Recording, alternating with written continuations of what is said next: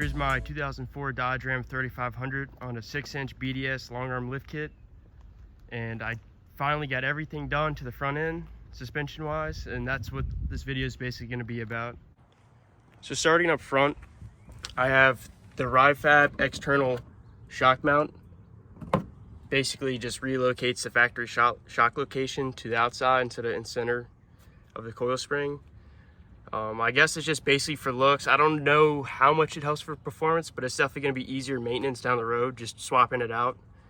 And it basically just bolts in with almost like a washer bracket from factory that's above the coil spring, kind of above this rubber spacer piece. So it just bolts in factory, no crazy modifications for that. So if you get the BDS 6-inch lift kit, basically cut the factory sway bar in link location bracket off and put a new one on and bolt a new one on. But I didn't really want to do all that, so I just went ahead and got aftermarket Synergy 6-inch sway bar in links. You will have to drill out the existing bracket just for a larger bolt size, but that's not too big of a deal. Next, I have the Carly limiting strap for the 6-inch lift. So basically just connects to your axle in the frame just so that front axle doesn't droop too much and fall out of a placement. So basically what you do, or what we did, is we drilled into the coil bucket and bolted it on. And basically what we did is use the factory sway bar mount location, and it just bolted right in, worked for us. Here's a closer look at the control arms. It's kind of just a reference on how they're laid out. So if you're trying to do it, you don't do them backwards.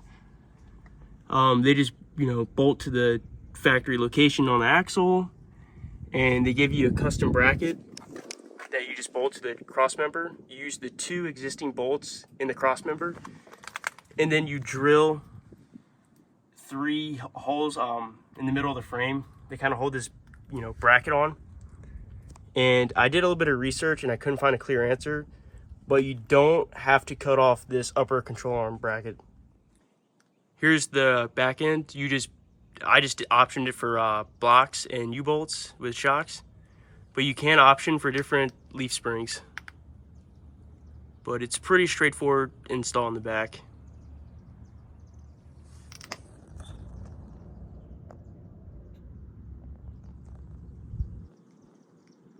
As you can see, the truck doesn't sit too high in the front or the back. It sits perfectly level. I understand that some people want it a little higher in the back just for towing capability so the truck doesn't squat when you're hauling. But for me, I prefer the leveled look, and you can, get helper bags so you don't squat when you're hauling. So that is an option. Here's the truck at eye level for me. Not too tall, not too short.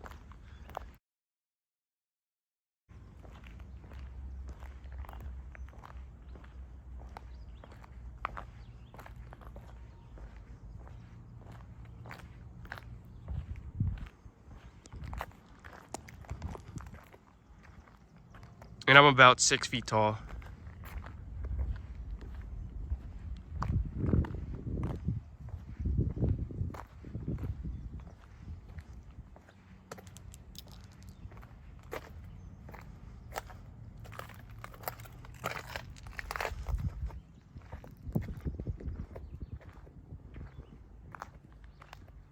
Daily driving this truck, I would say, is still super easy.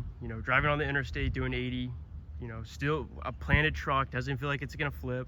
You do have to be careful on the country back roads, on like sharper turns. Like, you do understeer a lot more that I've noticed, so you just gotta be careful for that. Currently, the truck says I get 21 miles per gallon, but I don't know how true that is. But right now I'm on, the 6-inch lift on my 35s. But I also have an aftermarket lift pump and aftermarket front hubs, which are my free spin hubs. But I also have no tune on the truck, so no aftermarket tune, just a factory tune. And it shows I get 21 miles per gallon, but I don't know how truthful that is.